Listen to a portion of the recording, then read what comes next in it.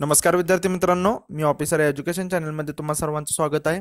आज आपण 6 जानेवारीच्या इम्पॉर्टंट अशा चालू घडामोडी पाहणार आहोत. तर लेक्चरला सुरुवात करण्याआधी ज्यांनी कोणी चॅनलला सबस्क्राईब केलेलं नाही त्यांनी खाली सबस्क्राईब नावाचं बटन आहे, त्या बटनवरती क्लिक करा. त्यानंतर तुम्हाला एक बेल आयकॉन येईल, त्या बेल आयकॉनवरती सुद्धा क्लिक करा, जेणेकरून नवीन व्हिडिओ अपलोड केला की तुम्हाला त्याचं नोटिफिकेशन येईल.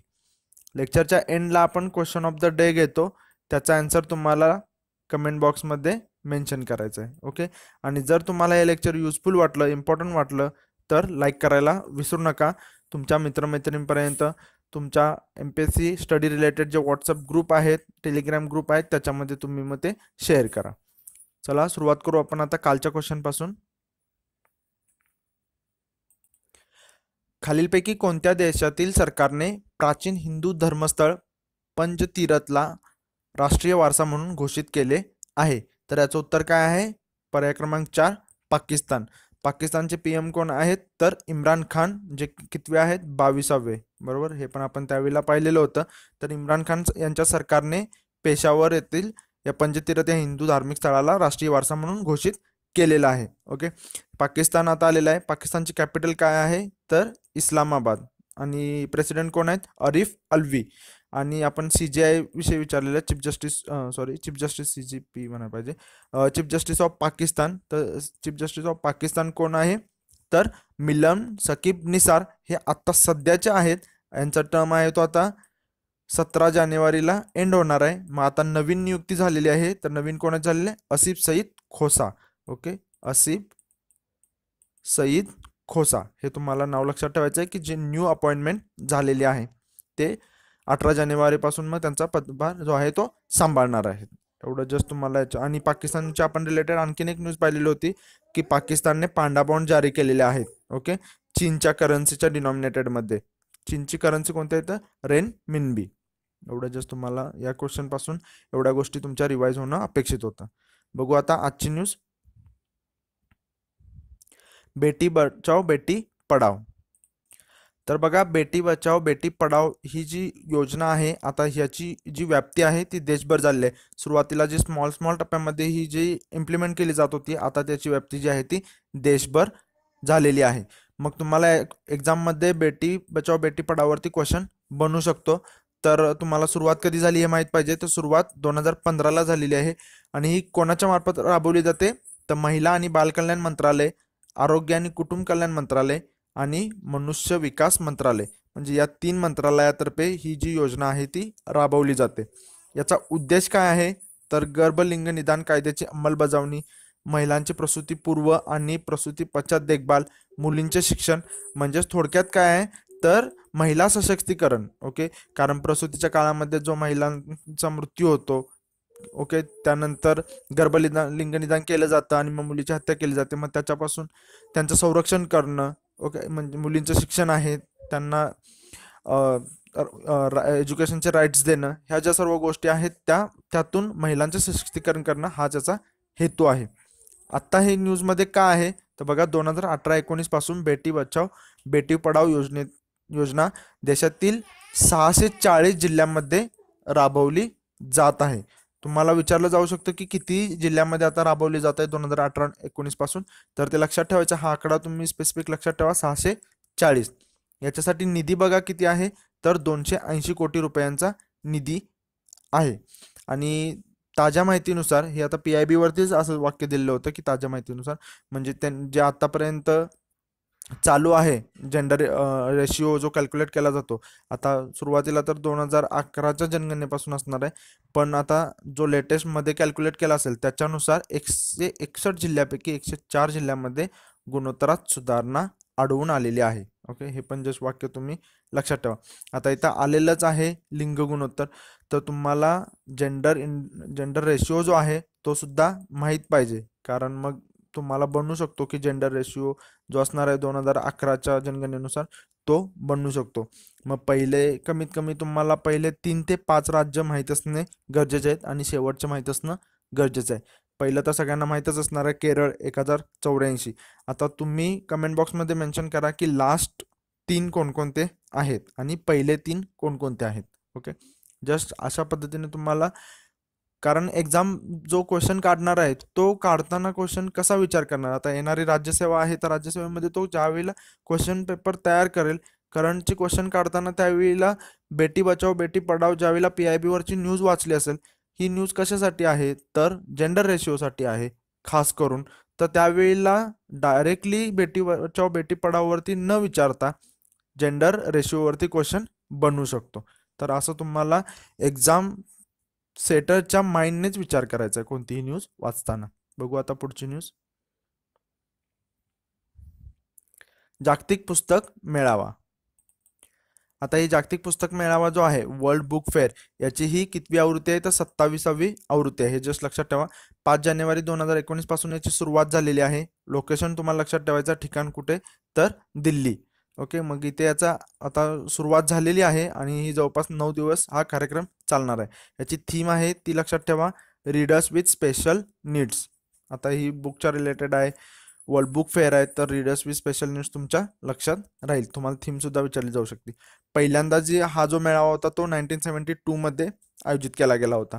हा कोणामार्फत केला जातो तर नॅशनल बुक ट्रस्ट NBT कडून दरवर्षी केला जातो. यावेळेचं जे उद्घाटन आहे ते मनुष्यबळ विकास मंत्री प्रकाश जावडेकर यांच्या हस्ते केलं गेलेलं आहे. आणि हा जो 9 दिवस चालणार आहे याच्यामध्ये 20हून अधिक देशांमधून सहभाग आहे. ओके, हे पण जस्ट तुमच्या लक्षात पाहिजे. इथे इमेजमधून पण तुम्हाला लगेच समजून येईल की नवी दिल्लीमध्ये आहे. नवी दिल्लीमध्ये प्रगती मैदान येते आणि 5 ते 13 जानेवारी दरम्यान हा आहे. याच्यामध्ये महात्मा गांधींच्या 150व्या जयंतीनिमित्त महात्मा गांधीजी आणि त्यांच्याविषयी आणि त्यांनी लिहिलेल्या बुकचं एक सेपरेट असं विशेष प्रदर्शन मानलं जाणार आहे. हे पण एक तुम्ही जस्ट नोट करून ठेवा. बघू पुढची news. ACI ease of doing business निर्देशांक. आता ACI ease of doing business, ACIचा फुल फॉर्म तुम्हाला माहित पाहिजे. तर ACI म्हणजे काय, एशिया कॉम्पिटेटिव्ह इन्स्टिट्यूट, आशियाई प्रतिस्पर्धात्मक संस्था, ही जी सिंगापूर स्थित एक संस्था आहे, यांनी हा ईज ऑफ डुईंग बिझनेस निर्देशांक प्रदर्शित केलेला आहे. जो ease of doing business World Bank करते, ओके, तो वेगळा. त्याच्यामध्ये भारताचा रँक किती आहे 77वा आहे. पहिला 100 होता, 23ने इन्क्रीमेंट झालेली आहे, तो वेगळा आहे. ओके, वर्ल्ड बँक जे की वॉशिंग्टन DC ला हेडक्वार्टर आहे, तो वेगळा निर्देशांक. आणि हा ACIचा आहे तो वेगळा, हे तुमच्या लक्षात असावं. आणि या ईज ऑफ डुईंग बिझनेसमध्ये भारताच्या 21 राज्यांमध्ये आंध्र प्रदेश जे आहे ते फर्स्ट नंबरला आहे. ओके, आंध्र प्रदेश नंतर महाराष्ट्र 2 नंबरला, दिल्ली 3 नंबरला आहे. हे माहीत पाहिजे तुम्हाला. 1 लाइनर क्वेश्चन याच्याविषयी बनू शकतो. आणि हा जो निर्देशांक आहे तो 3 घटकांवर आधारित आहे. ओके, तो ईज ऑफ डुईंग असतो तो किती वरती असतो 10 वरती. आणि सुरुवातीला ज्यावेळी स्टार्टला होता त्यावेळेला तो 5 वरती होता. 5 घटकावरती त्याचं इव्हॅल्युएशन असायचं. तर बघा हे कोणकोणते आहेत. गुंतवणूकदारांना आकर्षित करण्याची क्षमता, व्यवसायामधील मित्रत्वाचे संबंध आणि स्पर्धात्मकतेसंबंधी धोरणे, हे 3 निकषांवरती आधारित असतो. आपण थोड्या दिवसापूर्वी पाहिलेलं होतं की स्टार्टअप रँकिंग, ज्याच्यामध्ये गुजरात जे होतं ते अव्वल स्थानी होतं. बरोबर, नव्याने उद्योग सुरू करण्यासाठी गुजरात होतं. मग ते पण जस्ट तुम्ही इथे रिव्हिजन इथे झाली पाहिजे, कारण ते पण एक स्टार्टअप म्हणजेच काय तर एक बिझनेसच्या रिलेटेडच आहे. त्यामुळं त्याचं ते जे होतं स्टार्टअप रँकिंग कोण प्रदर्शित करत होतं तर DIPP. ओके, हे पण तुम्हाला माहीत पाहिजे कोण प्रदर्शित ते करत होतं. DIPP, department of industrial policy and promotion, औद्योगिक धोरण व प्रोत्साहन विभाग, त्यांनी केलेलं. त्याच्यामध्ये हे होतं महाराष्ट्र उद्योन्मुख राज्य होतं. बरोबर, हे आपण पाहिलेलं होतं त्यावेळेला. बघू पुढे. Mother of all bomb. आता मदर ऑफ ऑल बॉम्ब म्हटलं की तुम्हाला 2017 मधला अमेरिकेने जो अफगाणिस्तानवरती वापरला तो सुद्धा इथे आठवला पाहिजे. म्हणजे आपण त्याच्यावरती लेक्चर घेतलेलं होतं त्यावेळेला सुद्धा. तर mother of all bomb MOAB, तर याचं रासायनिक नाव आहे ते पण तुम्हाला माहीत असावं, massive ordnance air blast. Okay, आणि हा तो आत्ता जो आहे तो चीनने त्याचं प्रेक्षेपण केलेलं आहे. ओके, या इथे दिलेलंच आहे, चीनने त्याचं प्रेक्षेपण केलेलं आहे. चीनच्या नॉरिंको या संरक्षण क्षेत्रातील कंपनीने हा बॉम्ब विकसित केलेला आहे. हा बॉम्ब जो आहे तो आकाराने आणि वजनाने खूप मोठा आहे, त्यामुळे तो कॅरी करण्यासाठी स्पेशल असं व्हेकल वापरलं जातं, विमान वापरलं जातं. तर ते सुद्धा तुम्हाला माहीत असावं. तर H-6K या बॉम्बर विमानातून हा बॉम्ब फेकण्यात आलेला आहे. ओके, आता या बॉम्बचं वैशिष्ट्य म्हणजे काय, हा अतिशय कमी परिसरात अत्यंत तीव्र क्षमतेने स्फोट घडवून आणतो. विशेष म्हणजे काय, हा जो बॉम्ब आहे हा बॉम्ब जो आहे तो गुहा, बोगदे, पर्वतामध्ये म्हणजे जी लपण्याची जी जागा असते, ओके, अशा जागेमध्ये सुद्धा याचा स्फोटचा जो इम्पॅक्ट आहे तो घडत असतो. कसा, तर याच्यामध्ये 100% स्फोटके असतात.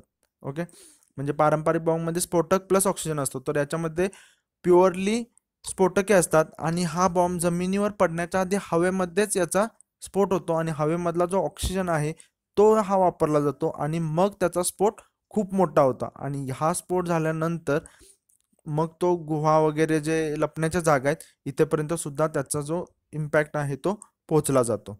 बघा, स्फोटानंतर निर्माण होणारी कंपनी आणि तापमानामुळे जास्त हानी होत असते. ओके, आता इथे HK-6K आलेला आहे.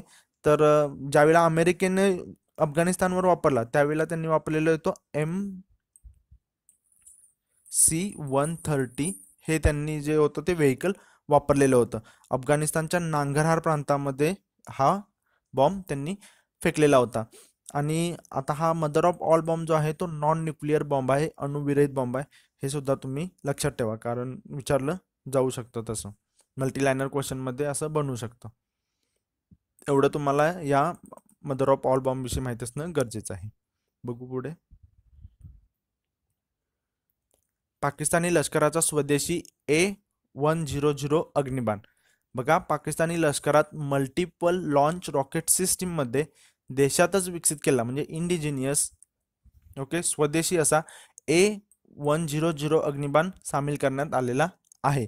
याचं जे आहे तुम्हाला जस्ट विचारलं जाऊ शकतं की A100 अग्निबाण हा कोणत्या देशाच्या लष्करामध्ये स्वदेशी अग्निबाण इन्क्लूड केला गेलेला आहे, तर त्याचं उत्तर काय असणार आहे, पाकिस्तान.